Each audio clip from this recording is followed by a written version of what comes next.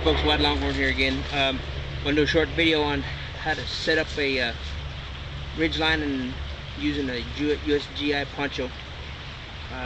Then probably do a hammock video later too. First we're going to use USGI standard issue poncho. A lot of people carry it. Sorry about the noise in the background. You're going to hear trucks going by. I've got a business highway just probably about 200 yards from me.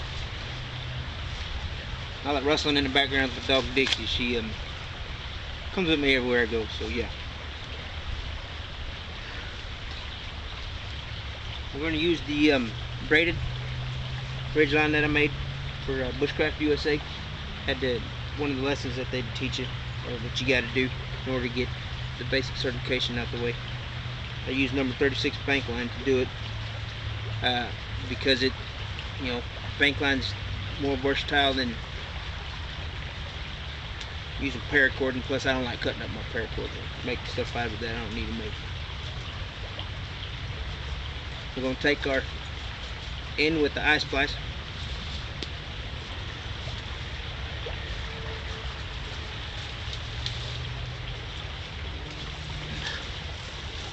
Pull.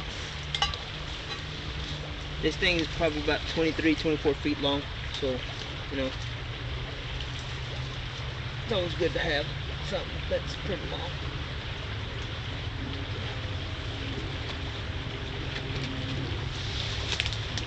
Run it over here, tie it up about the same height.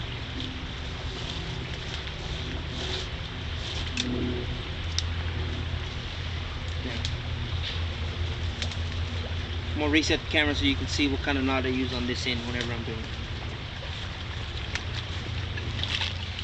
Okay, what I do is generally I get it about as tight as I can. Reach out here. Just do a simple person knot.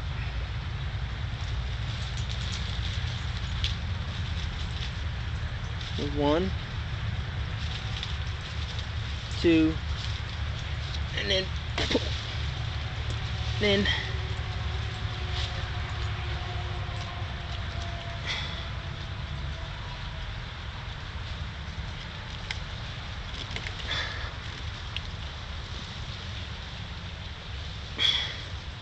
put it on right there so she can't slide.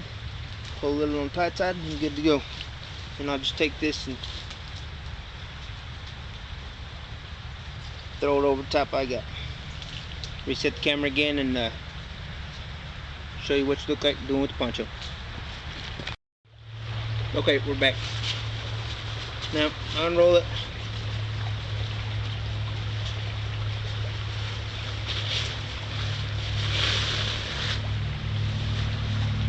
Unsnap it.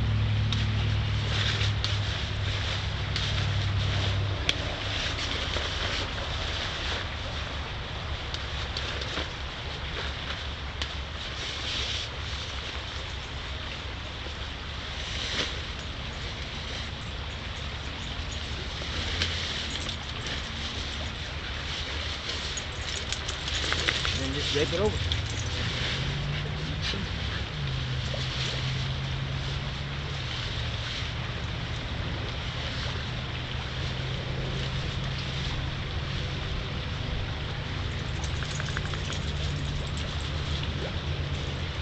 Once I get it draped over, in my bag I carry small bits of paracord for just this purpose right here.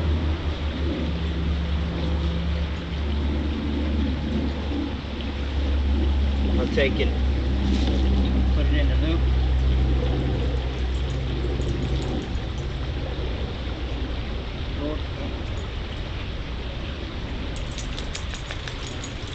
Through and just do a simple person knot again. Easy.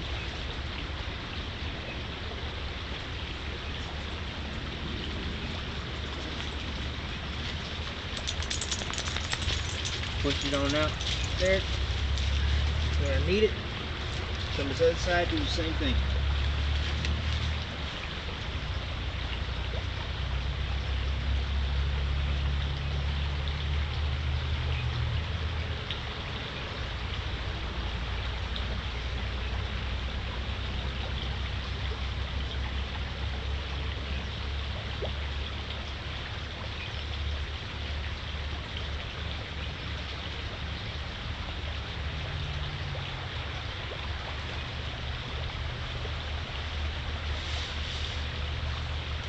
pull them tight, and then there you go.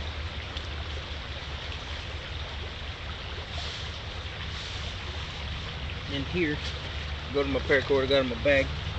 Now you can do one of two things. You can find somewhere to string it off to, or you can take and make stakes. Where I'm at, I got plenty of places to string off to, so I'm not too worried about it. That's all I'm gonna do. I will find me 4 10-foot pieces.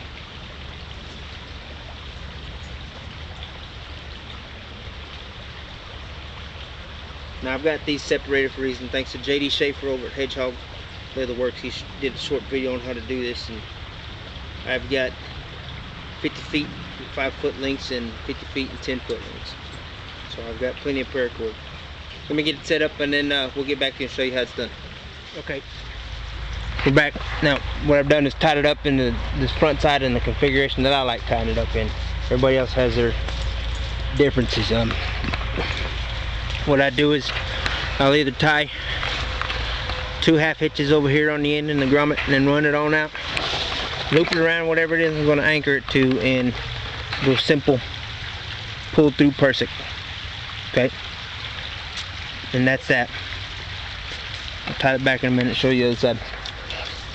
Or what I do is, if I know my string's going to be too long and I don't feel like pulling out a 5-foot pieces, what I'll do is I'll keep it tied, run the loop through it, run it all the way back, loop it around, then put another pull Persic knot in it, just like I do on the other ones. I love Persic knots because it ain't going nowhere. You have to physically force it to move, and that's the only way you're going to get it to go anywhere. So yeah,